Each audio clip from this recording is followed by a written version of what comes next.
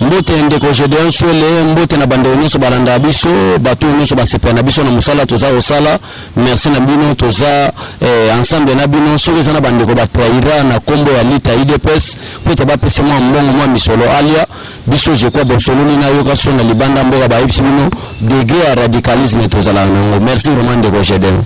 Président Béchole, après avoir président de la République pour réunir deux chambres et un parlement, la chambre basse et la chambre haute, ndeko na biso na kombo ya Martin Fayulu aleka na biso susu na ba chaîne internationale pour la baketema honnête pour la bonne.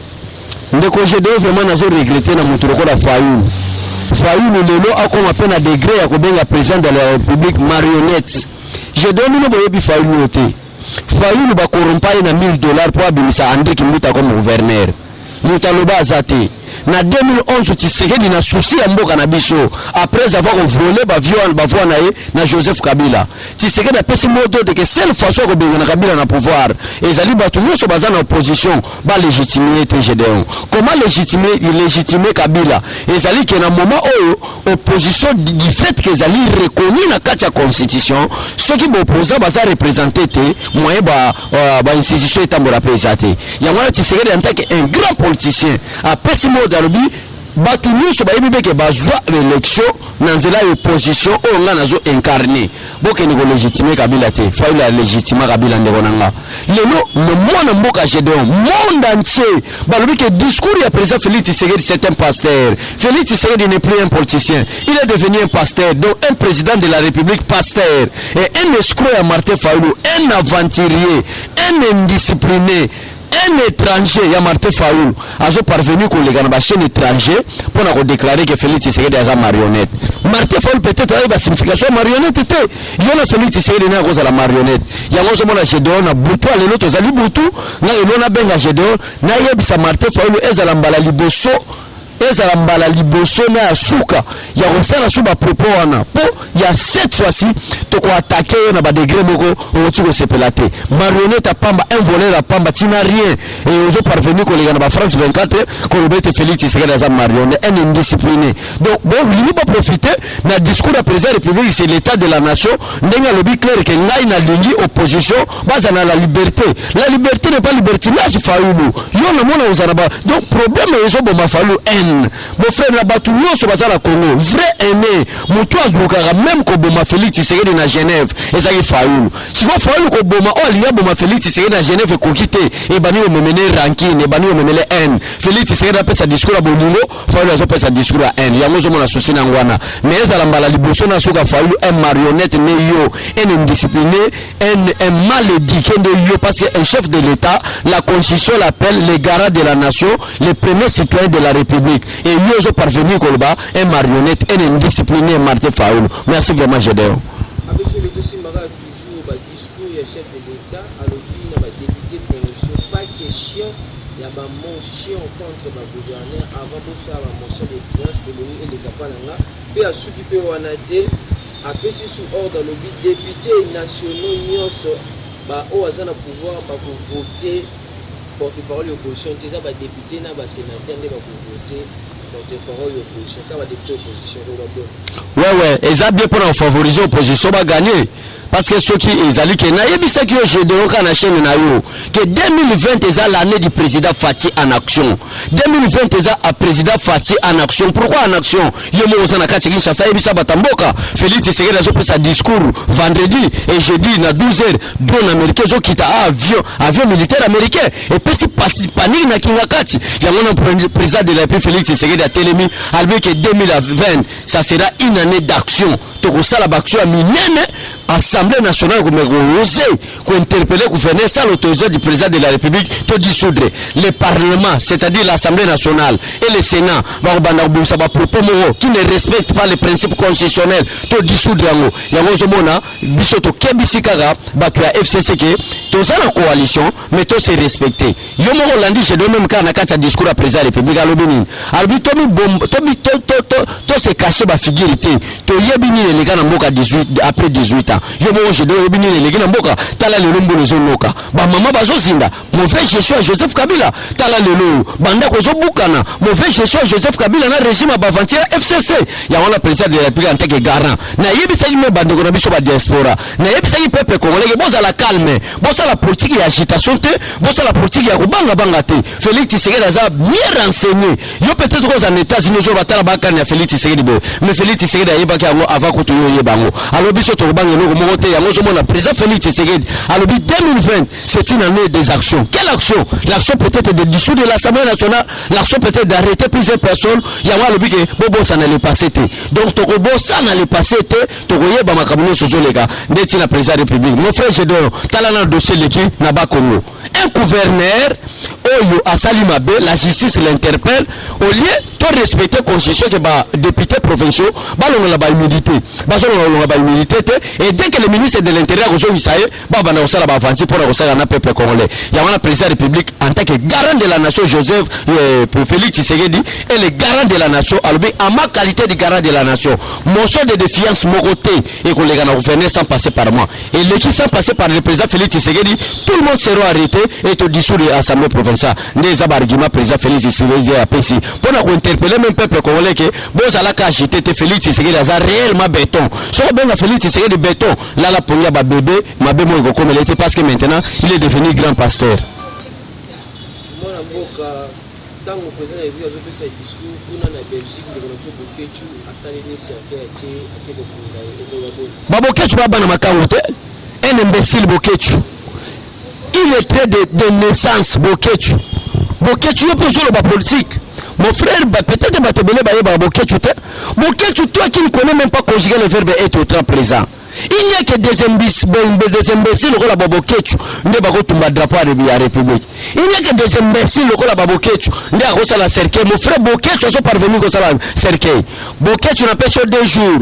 Si on retire Malobate, peuple congolais, Bokanga émission. Je donne à l'écart une émission dans le jour président de la République. À la discours, Mboule Noki, au Yepsi Monde de Mboule Nokaki.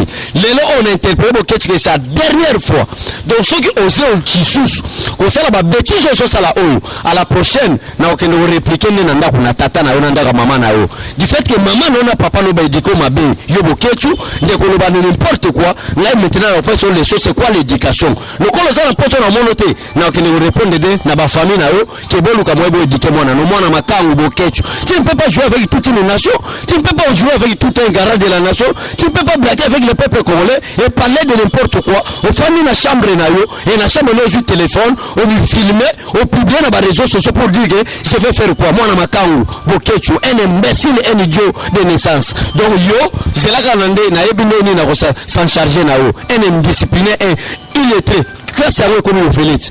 Ce qui t'attend dans un bon hôtel, ce classe malaria, l'iboma, ou est-ce que Mutuna ou Bokechu, au lieu de savoir si la réseau sociaux, l'iboma est mal éduqué, un impoli de naissance. Donc, mon papa j'ai donc on m'a battu le corps à Bokechu, donc bana makangu donc bazaba catégorie à bateau kutu maman na kosela papa na bango zemi donc bazaba bateau ba maman na bango ba senta ka ndeko sente yo sana kishasa tuna yepsa batapoto bateau ba senta ko sente ne zaba catégorie à Bokechu mona makangu à la prochaine on lena répondre boy na kende répondre na émission na caméra ya sangwa ko c'est pas na bino mona na répondre mona makangu en indiscipliné mboka ngo ko c'est état de droite ya ko kito kendo sala musalati en indiscipliné français pour le battre que ça la différence même il y a bajarte peuple congolais à mon masculation que la peuple un imbécile et après ils sont parvenus qu'on a vidéo ça là de quoi Bokechu moi na makangu na lobelo clair ou vraiment na makangu d'origine merci de Roger Déon ça c'est pour la deuxième fois président de la République après ça sénateur a vu de Kabila invitation à Yakakakati après ça quand na conférence pour ezalaka na goma pour retirer la signature il y a entré à FDL encore il y a l'Émirat la PCP sous un discours il y a l'état de la nation chef de l'état a été donc on va bon partenaire Aza partenaire Félix Naïb c'est un peuple congolais il faut y avoir langage à Félix Tshisekedi donc sur le niveau politique le cola ba Martin Fayulu on comprend de Félix Tshisekedi te yo mo olandi me président lobi na répondre à la question yo mo olandi ne président lobi no programme ya gouvernement on a la PCK instruction 420 députés nationaux bandimi yango na ba député même ya opposition c'est-à-dire moi 80 oyo batikalaki ezaka bato bazala bande kwa vient biso madidi. Donc on comprendre c'est quoi Félix Tshisekedi. Donc pour le banini Kabila il faut écarter Kabila masolo. Kabila babengaki China Rambo ozalaki oyebaki babengaki China Rambo azusu gebele atiki mande fatia ngo tentira pembe donc ba akomi olata ba maneta noir ko mutamela jamba donc to comprendre que degré za ko memela mboka. Alors et comme osale soni ta représente ko kota ko telema. Quand Félix entre, il faut Kabila telema. Si ko soni wana zo kokate ndenge nini mutu nazako beta gaz, ndenge nini mutu nazako beta masasi, azo kufate akoba kokota ngana telema. Ndezo sala Joseph Kabila soni comprendre GDO alternance za la pasi, to comprendre biso ngero Joseph Kabila po ayaki na bula koteka Congo. Félix Tshisekedi arbi au Congo eza ya koteka tena botuli Congo ya ngozo mona Kabila komi osali soni mais boyo kile mwa mawato zo nsembo kanena na petro za la calme. D'abord, le président de la République a rappelé le discours de l'État de la Nation.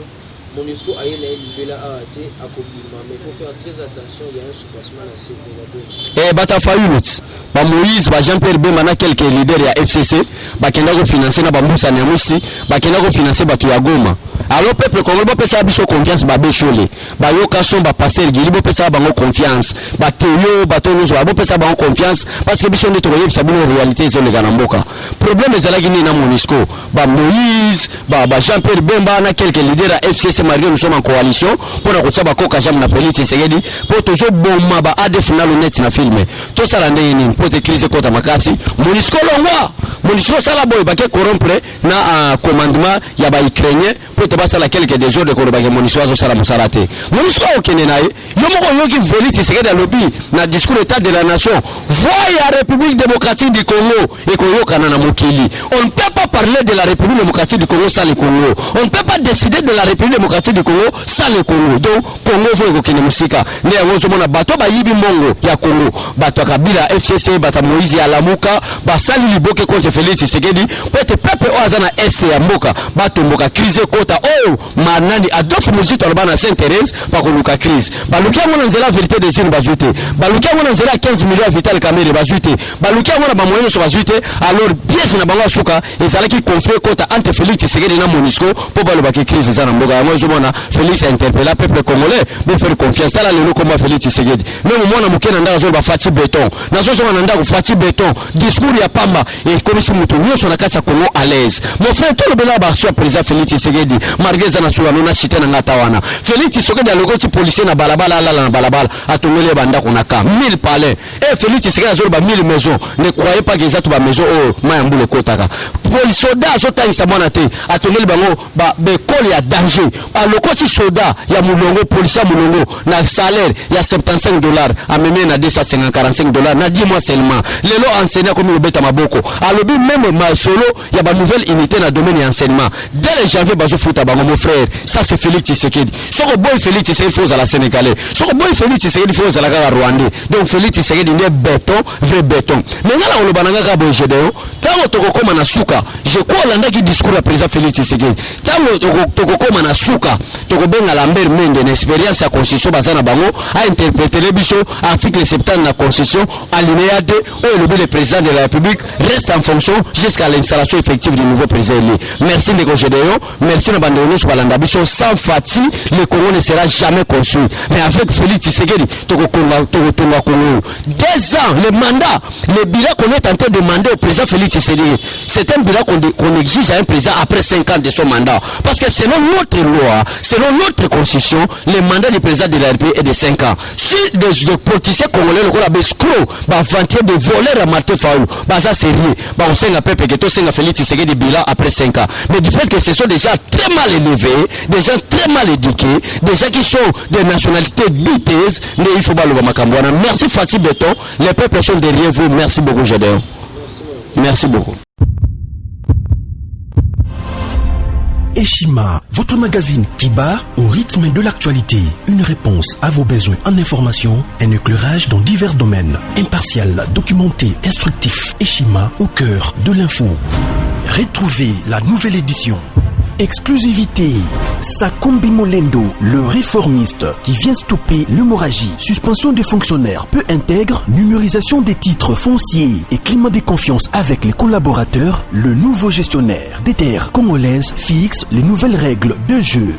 Focus, Lambert Mindi, Umalanga, le souverainisme comme un dogme. Redressement délaissé, Tomaluaka Losenjola, l'homme de la situation.